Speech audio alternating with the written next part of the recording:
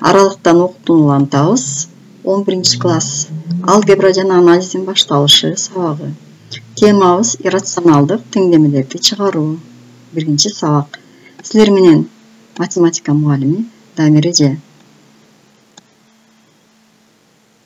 Бүгүнкү сабакта өзгөрмөсү тамыр астында камтылган иррационалдык теңдемелерди чыгарууну үйрөнөсүңөр.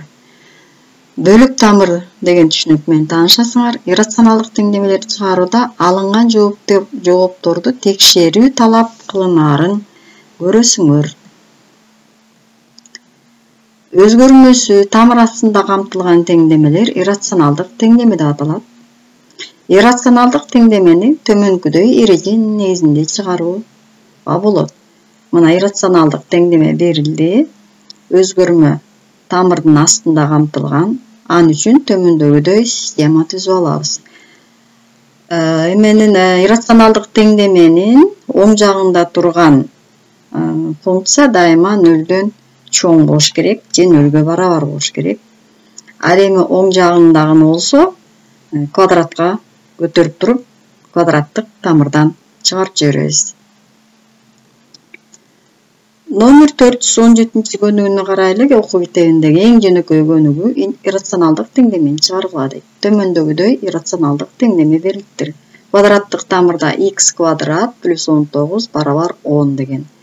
Эреженин негизинде эки жагын тең квадратка көтөрүп жиберебиз. Анда x квадрат плюс 19 тамырдан чыгып кетет. Квадраттык тамырдан 10-дун квадраты 100 болот. Кадимки эле жөнөкөй экинчи даражадагы толук эмес квадраттык теңдеме болуп калды. 19-ту оң жакка алып өтөбүз.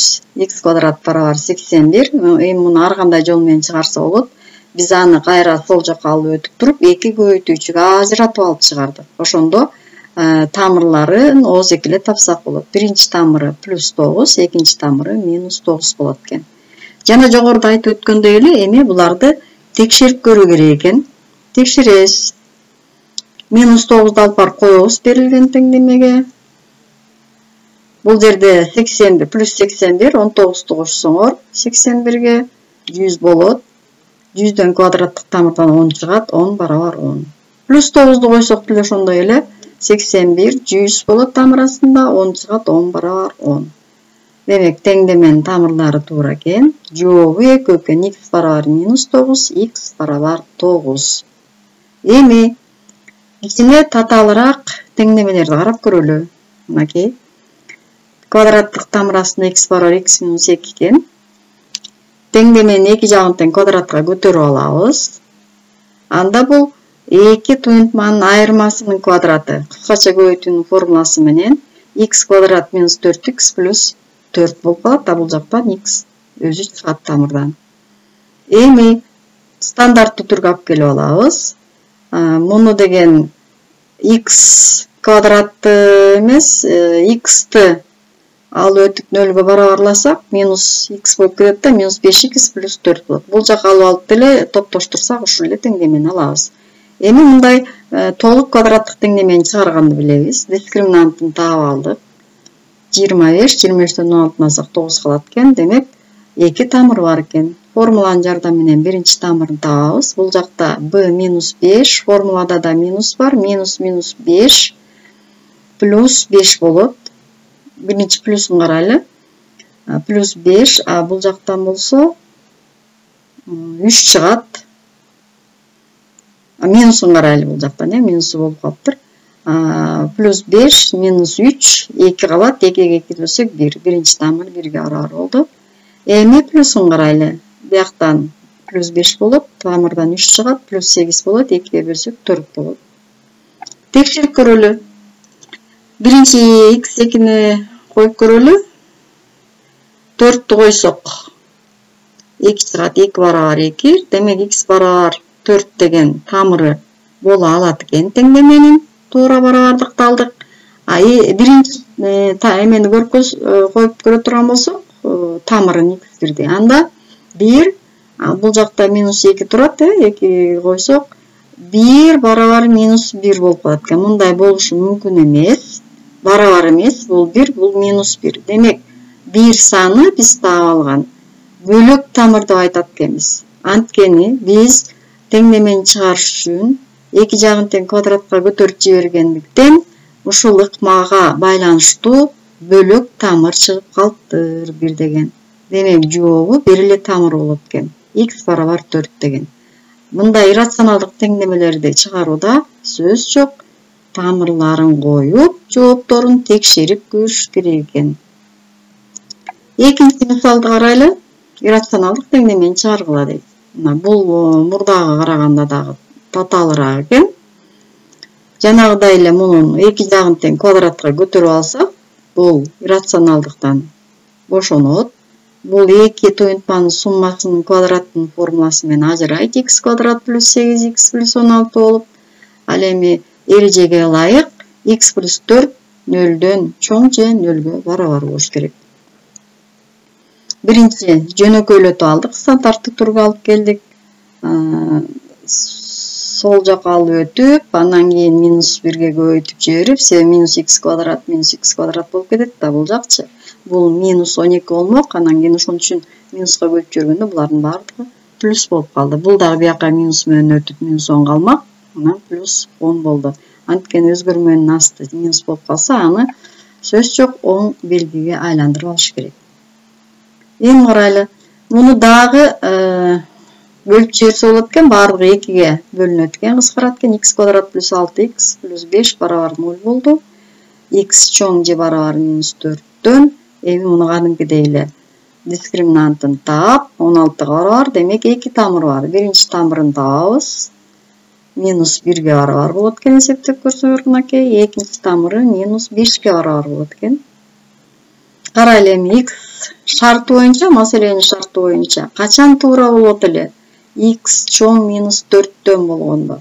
А бул жерде x 2 барабар минус 5 деген сан бул теңдеменин шартына жооп бербей калды. Демек минус 1 гана не боло алат экен? Тамыры боло алат экен. Муну дагы текшерип көрсөк болот. Бияка минус 1 койсоңор 3 чыгат экен. Бияка минус 1 койсоңор 1, минус 1 койсоңор плюс 4, 10 болот. 10дон 1 алсаңар 9.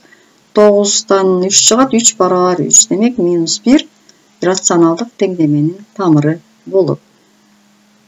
Биз аны текшерүүсүн бул жака толук жазсак болмок. Анан да өзеки деле текшерип койдук азыр. Так. Экинчи дагы бир үчүнчү мисалды карап көрөлү. Теңдемени чыгаргыла дейт. Төмөндөгүдөй теңдеме экен. Эми бул жерде дагы кичине өзгөчөлүгү бар экен. Тамырды камтыган туюнтма, анан тамырда турбаган туюнтмалар баардыгы тең эмне жакта жазылып калыптыр? Теңдеменин сол жагында жазылып калыптыр. Муну өзүн жазып алабыз дагы, анан кичине жөнөкөйлөтүүлөр жүргүзөлү. Демек, тамырды камтыган туюнтманы теңдеменин оң жагына алып өттүк. Бизге ушундай квадратка көтөргөнгө ыңгайлуу. Ар кандай учурларын карап атабыз да. Эми эки жагын тең квадратка көтөрүп жиберсек, бул x квадрат плюс 8x плюс 16 болот. Эки туюнтманын суммасынын квадраты. Кыскача көбөйтүүнүн формуласы менен жазып койдук. Бул болсо 25 квадратка көтөрүлөт. Бул тамырдан чыгып кетет. 25-ти x-ка да көбөйтөбүз, 25-ти 2-ге да көбөйтсөк минус 50 болот. Эми жанагыдай эле стандарттуу түргө алып келебиз. Баардыгын сол жака алып өтүп, нолго барабарлап, андан кийин бул бияка плюс белги менен өтөт. Бул минус белги менен өткөн үчүн минус 25-те 8 кемитсек минус 17 калат. Муну деген жанагы эле дискриминантын таап алып, тамырларын тапсаңар болот. Бул жерде кыскача жазып койдук. Текшерели эми. X1 барабар 11-ди коюп көрөлү. 11-ди коюп көрсөк, тамыр боло алат экен. Туура 9 калат, 3 чыгат. 15 0 0. 11ден минус 15 дегенсер минус 4 калат. 4 минус 4 плюс 4 0 берет. 6-ны койсок дагы бул жакта 4 калат. 4дөн 2 чыгат, 10 болот. 6 минус 10 минус 4 калат, плюс 4 0 барабар 0. Демек, теңдеменин жообу 6 жана 11 экен. Мына текшерип көрдүк, экөө тең тамыры боло алат экен. Дайыма эле бөлөк тамыр чыга бербейт. Айрым учурда эле чыгат да бөлөк тамыр. Ошо бөлөк тамыр болуп калбас үчүн дайыма текшерүү жасашыбыз керек. Үйgө tapşırma. Sizler okuu biteniňerden birinci video sabakty görüp düşünüp misalдарды defterge жазасыңар дагы. Öz aldyňarça nomer 417-nin b-syn, v-syn, g-syn çygargıla. Jeňil misalдар berilgen. Yana 416-nın a-syn, 418-din balдар men onu oturup жазып alyptym. 418-din a-syn menen g-syn çygargıla. 8 dep жазам da 16. Kийinki sabakta joluguşgunça salamatda bolguła.